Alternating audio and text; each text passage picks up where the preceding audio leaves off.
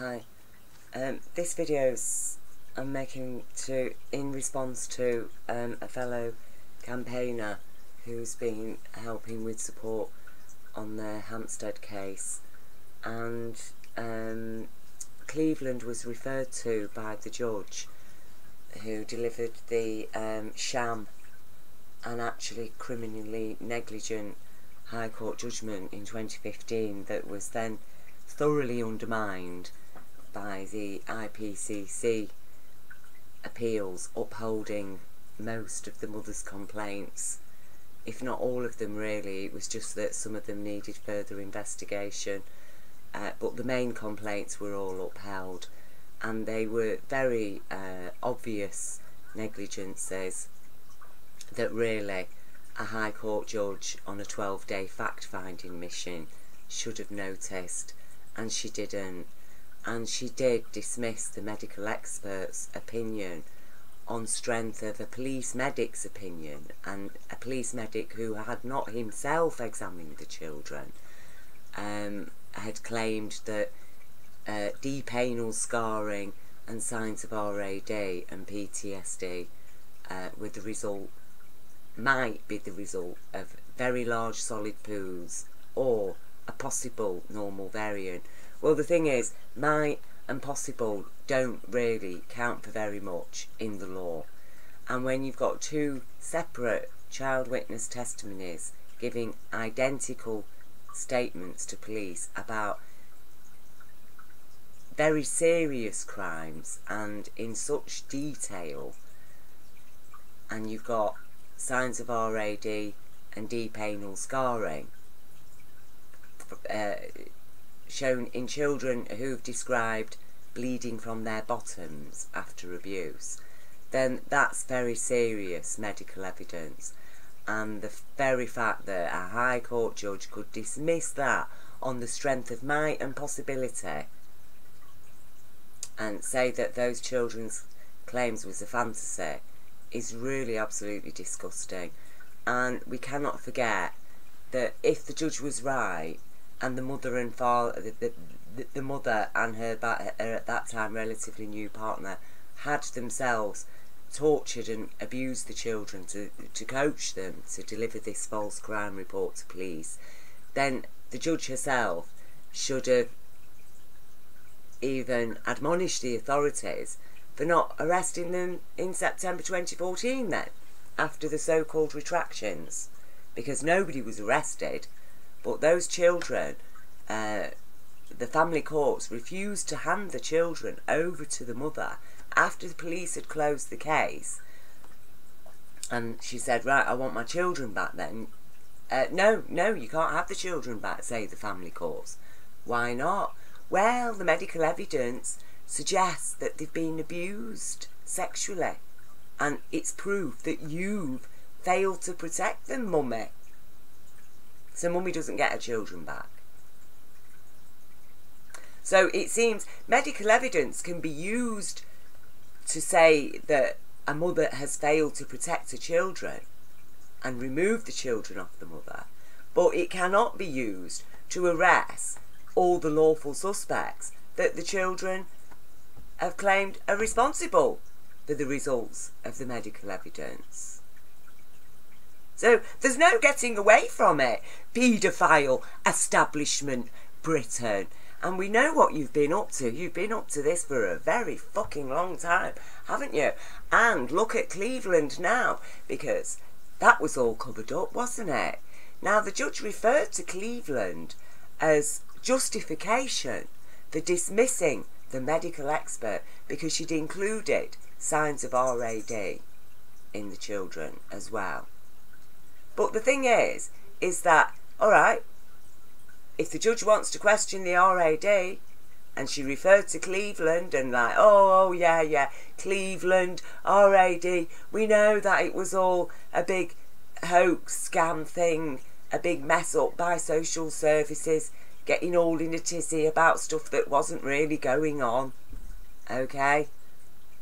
But it wasn't just RAD that was in the medical evidence of Cleveland either.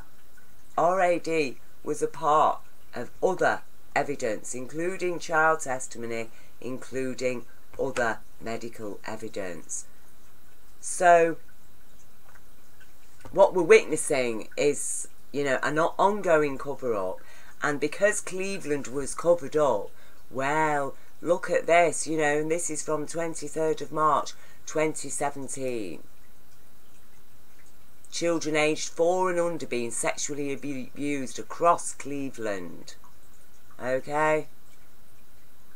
Police recorded 68 children aged 4 and under, and 270 children aged 10 and under were sexually abused, some of whom would be too young even to attend primary school. There you go. Okay? Across Cleveland, from 2014 to 2015, there were 247 child sex offences recorded by police, but that figure rose the following year to 820. And this is what I mean. If you let these fuckers get away with their shit, it gets worse and worse and worse and worse. And how many children have they been damaging? And then we've got, what, in 2014, in 2015, that same year, a High Court judge, using the cover-up of Cleveland to help with another cover-up of the Hampstead case.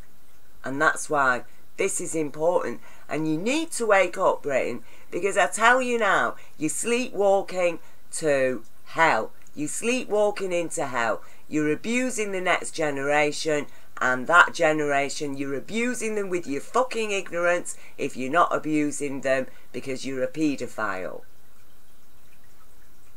And, you know, when I get on YouTube and have a look at these paedophile hunters and catchers, well, we can see it's an epidemic in this country, isn't it? What is going on? What is going on? We're talking about a socio-psychosexual disease, and it's spreading. And the only thing that's going to stop it, da-da, child protection directives. Ooh, bogeyman for child abusers. That's what we want. You know, I've just had a message from a Labour MP asking me to donate money to Jeremy Corbyn. I said, I really don't give a toss what any prospective Prime Minister, PM candidate has to say until the words child protection directives are included in their speech. Otherwise, forget it. And Parliament is a disgrace. Britain is a haven for monsters, and Parliament is a disgrace. So here we go now. Now, I've shared this video, Cleveland Unspeakable Truths, which is partly what this article actually refers to, is this video, and I'll leave you the link to it, and you make up your own mind, because I tell you now, this was one huge cover-up, and the police were involved in it too. So I'm going to read it out, and here we go. Cleveland Unspeakable Truths. The headline summed it up. Is this the film that should never have been made?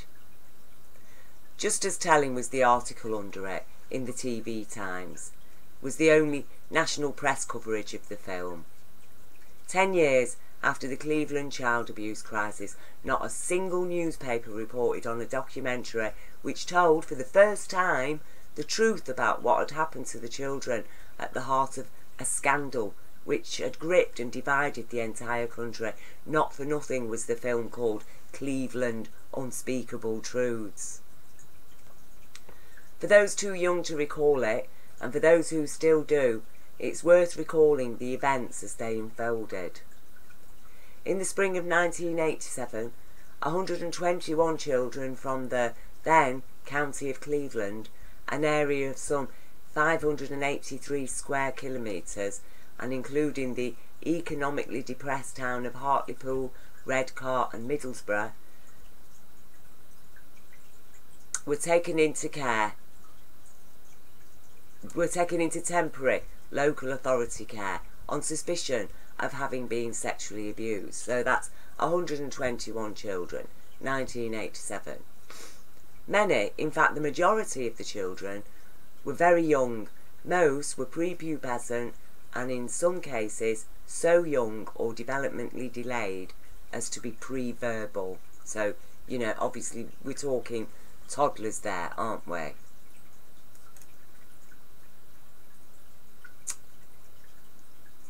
This was not just the biggest sexual abuse case in Britain that Britain had then encountered, but the very first involving multiple victims and multiple perpetrators.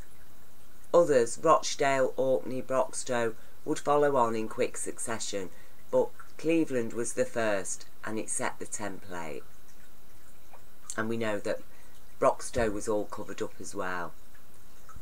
Newspaper coverage that spring led readers to believe that the children had been snatched from their parents as a result of a new and untested physical diagnosis, reflex anal dilation. The press, led by the Daily Mail, what a surprise, reported that two paediatricians, Dr. Marietta Higgs and Dr. Geoffrey Wyatt, who had recently arrived at Middlesbrough General Hospital, had begun using RAD to diagnose sexual abuse on children who had been brought to the hospital for petty and unrelated problems. A child with a sore finger became the familiar trope of these stories. Worse, or so the papers claimed, RAD involved looking up inside children's bottoms and was a new and experimental technique. Cleveland's senior police surgeon, a local GP called Alistair Irvine, made a series of statements to the media in which he damned both RAD and Drs. Higgs and Wyatt. He was backed by local MP Stuart Bell, who gave a succession of highly inflammatory interviews to local television stations. The media response was swift and overwhelming. Reporters from national newspapers, radio and television descended on Middlesbrough. The Daily Mail alone sent 7. And what were these journalists looking for? One thing, and one thing only. Innocent parents, wrongly parted from their children. And these parents, aided by Stuart Bell, who had become their self-appointed champion, quickly told and frequently sold their stories.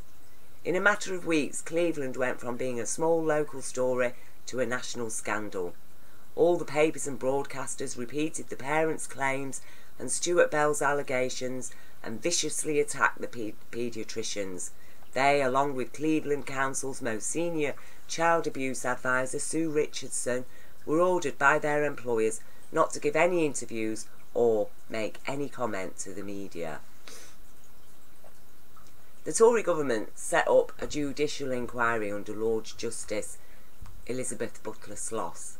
The inquiry sat for a year, heard evidence from parents, social services, police, doctors, nurses, and without any apparent unease from a champion of paedophile rights, Ralph Underwager.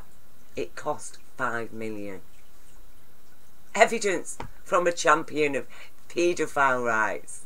Okay, and don't forget, all what you've witnessed just in this paragraph here has told you exactly what's happened in the Hampstead case, where you get the whole establishment speaking out and standing up and actually silencing the witnesses. Because look, you know, Wyatt and Higgs are told that they're not allowed to make any interviews or comments to the media. But it's alright for Stuart Bell and whoever else to come on the scene and give all their statements to the press, isn't it? So, but there was one very odd aspect to the inquiry. Its remit from Whitehall prohibited it from asking, let alone answering, the most important question of all. How many of the 121 children at the centre of the crisis had been abused? And, you know, there we get back to the Grenfell thing, isn't it? That's one thing that they don't like to get down to figures, do they? Okay? We're still being told 80 people died at Grenfell, when we know that it's probably more like in the hundreds. By the time the inquiry report was close to publication, I'd made a high-profile documentary and written a book about child pornography. I approached Marietta Higgs to ask if she would, on the day of publication, be interviewed by me for ITN News. After a week of negotiation, it was agreed that she would do one television interview with me, one radio interview for Woman's Hour, and speak to one newspaper, The Guardian. I was freelance and arranged to do the interview at the studios of Tyne Tees, ITV's franchise in the North East.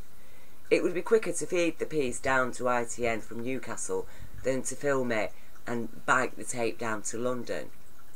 I read the Butler Sloss report from cover to cover.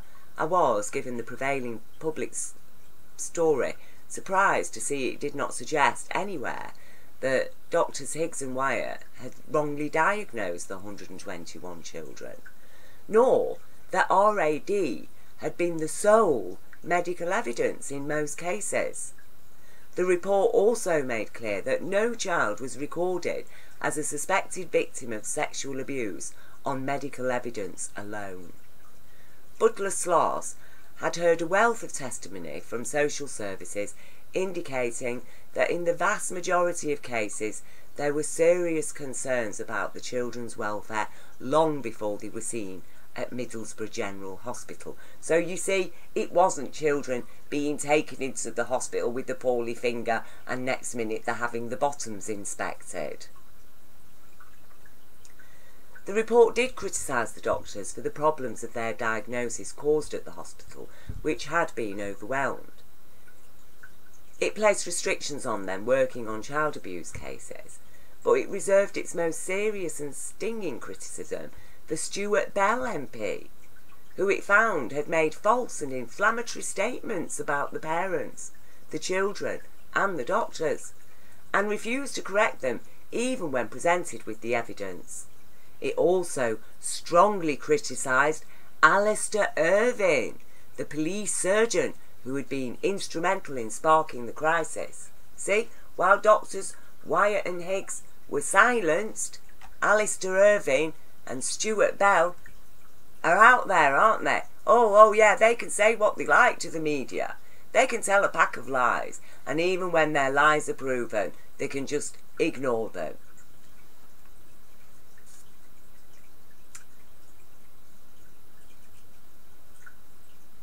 So, the headlines that afternoon and the next morning were extraordinary. They bore no resemblance to the findings of the report. Saka, that's Marietta Higgs, was one of the more moderate. I interviewed Dr. Higgs, calmly and politely for half an hour. I put to her all the criticism in the report and the complaints made by the parents. She answered honestly and frankly. While the tape was being fed to London, I was approached by Tyne Tees news journalist and by the news anchor. The former screamed at me that I'd let Higgs off the hook. The anchor threatened to beat me up. ITN ran the interview that evening. 8 years later, I was working at Yorkshire Television's documentaries department, the best place in the world to make serious and important films. I'd produced one such film 2 years earlier about a major child sexual abuse network in the United States, Conspiracy of Silence. There are references on this site to this, which had been pulled by its funder, the Discovery Channel. Perhaps that should have warned me. I happened to meet Sue Richardson at a child abuse conference during the summer of 1996. In passing, she mentioned that she was very concerned about what had happened to the Cleveland children. For the next 6 months, I quietly spoke to as many people involved in the crisis as I could. A picture quickly emerged. Many, probably most, of the 121 children had been returned to their parents, even where there was clear evidence of sexual abuse. In an alarming number of cases, there was a convicted sex offender living in the house. One of the trigger factors for Sue Richardson's initial concerns. The court system had broken down under the weight of hostile news reporting. One judge refused to allow evidence relating to children's bottoms in his courtroom. Children had been sent back to parents about whom there was a lengthy history of concern, and then there was RAD itself. It turned out that this was not some new and experimental technique, as alleged by the police surgeon and Stuart Bell, but was more than 100 years old and was formally included in the Association of Police Surgeons' own manual as a diagnostic tool, raising suspicions of sexual abuse and requiring further enquiries if it was observed. Note that, Britain, wake up!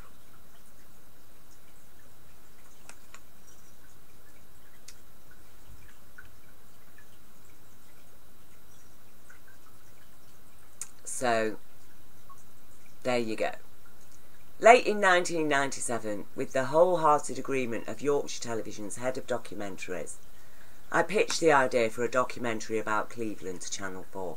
It agreed to commission the film and we went into production. Channel 4 was to pay to Yorkshire TV the sum of £150,000 to produce it, and a first instalment was transferred to the company's coffers.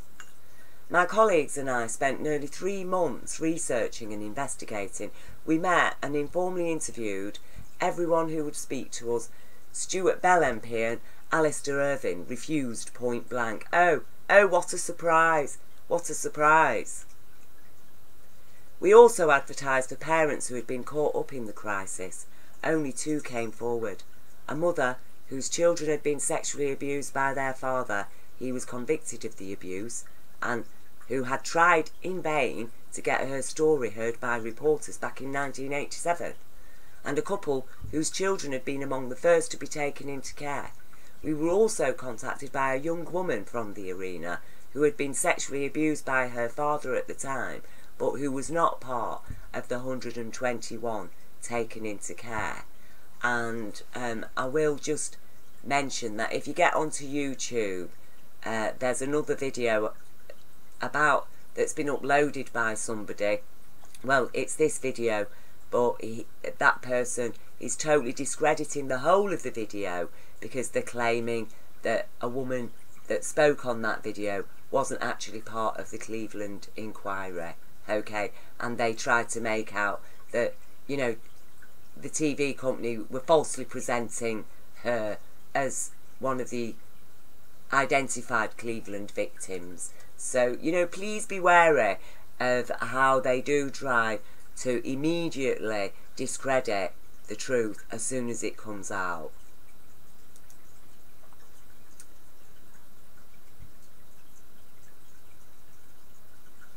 At some point, a large brown parcel arrived for us at Yorkshire TV studios. Anonymously sent, it contained all the social service evidence relating to the 121 children, which had been presented in camera to Butler Sloss. This posed a dilemma. Although the children's identities had been hidden by code letters in these documents, simply by receiving them, let alone broadcasting their contents, we were committing a serious offence. Yet, the evidence in the documents clearly answered the question Butler Sloss had been forced to duck. Had these children been abused? The papers showed that the children had long histories of involvement with social services and painstakingly documented injuries. In many cases, a convicted paedophile was living in their houses, and many had made very convincing disclosures of sexual activity with adults. In the end, and with Yorkshire TV's backing, we decided they were too important to throw away. We drove to Northallerton on a Wednesday evening, ready to begin filming the following day. At 6 p.m, I was phoned by Yorkshire Television's head of documentaries, the company's director of programmes, essentially his direct boss. Had issued an instruction that we were to abandon all filming and that I was to tell Channel 4 that Yorkshire TV would not make the documentary.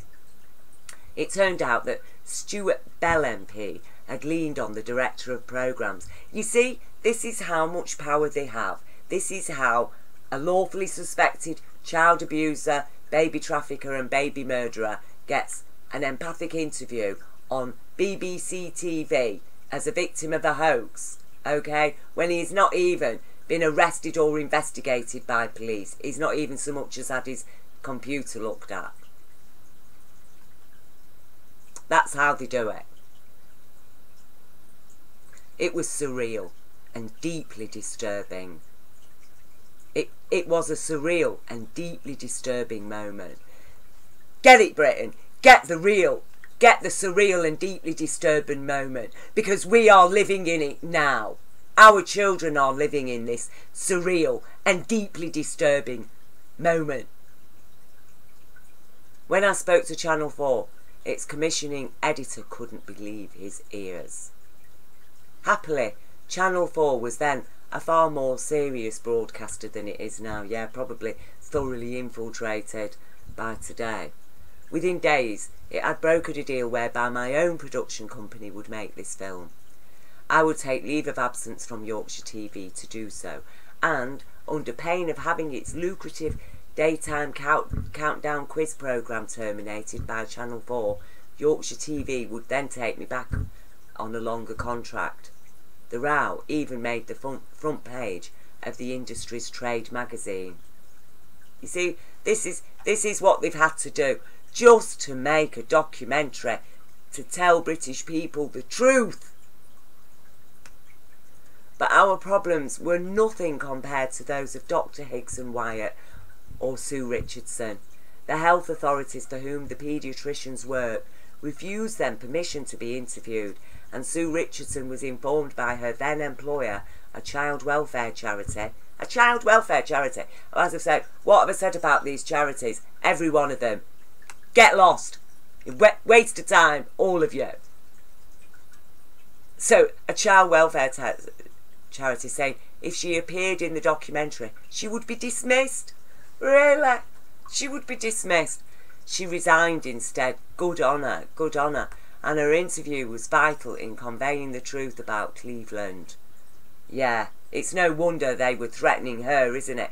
These are the kind of pressures that they put on people. Okay, this is an expose. That's why I'm sharing it.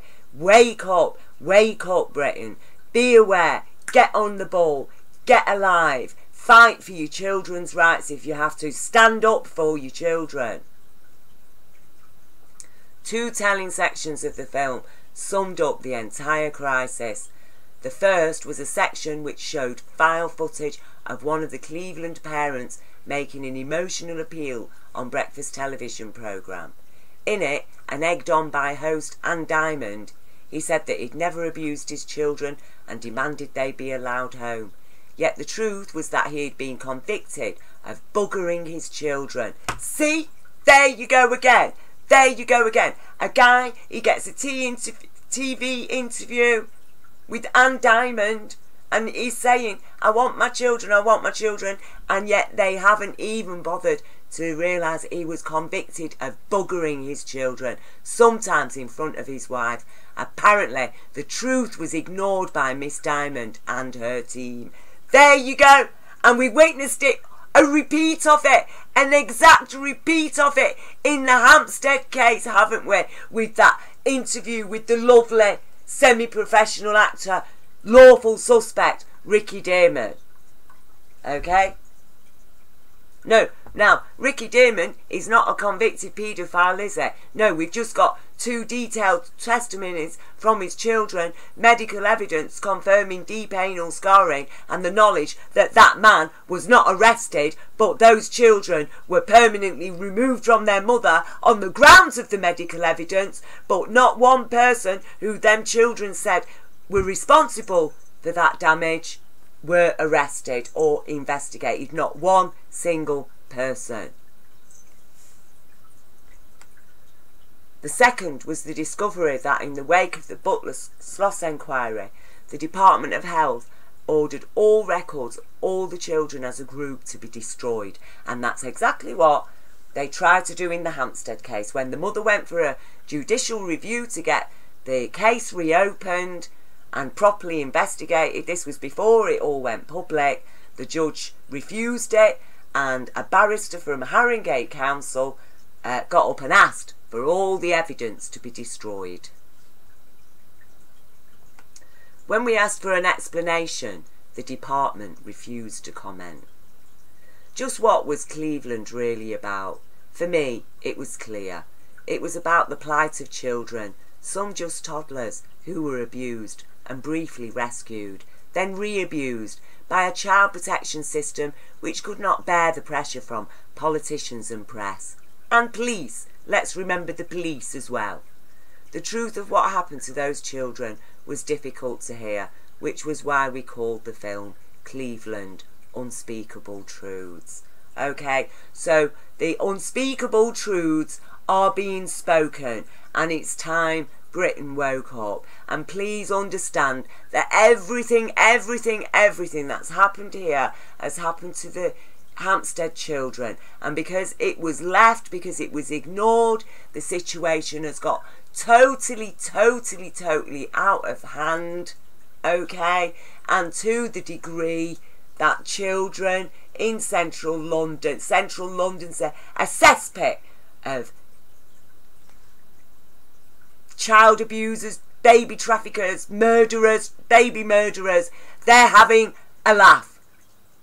They're in the social services, they're in the police, they're in the government, they're fucking everywhere. And it is time that Britain woke up, and it is time that every single authority now had a big clean out, because this is damaging humanity.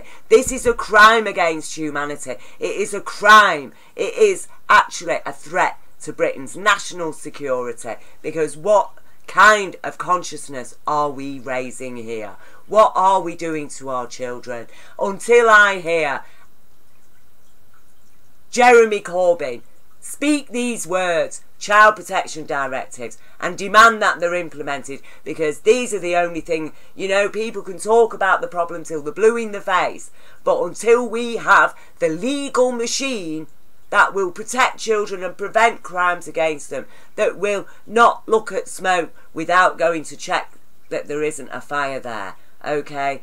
Until we have these in place, no child in Britain or entering into Britain is safe, okay? And I might remind you that still, you know, this is how easy it is to murder a child, a trafficked child coming into Britain. Even if they get taken into care, they can be abused and murdered, and they've gone missing, and nobody is investigating. And we're told, oh, most of them have ran back to the traffickers. You know, this is a serious bloody situation. You can't have abusers and murderers running your parliament, running your police, running your social services. Wake up, Britain. Get active. You know, all the things in Sheffield now, we're witnessing all our trees being pulled down, being chopped down for no reason. No reason. They're just killing our trees, depriving us of oxygen and increasing the CO2 load in our atmosphere, and also denying food for all the wild bees and other creatures that depend on those trees that have been there for decades. For some reason, a whole avenue of trees that were planted in memory of the heroes dead of World War II, oh, even they couldn't be saved. Even they had to go. For what reason? Yeah. You know, why? Because we're being governed by idiots and sadists and people who are compromised, and the whole thing, it does infect everything. That's why everything's corrupt, because it is going to be when you've got these kind of people in power, that the kind of people in power will stand by the type of people that will bugger a toddler.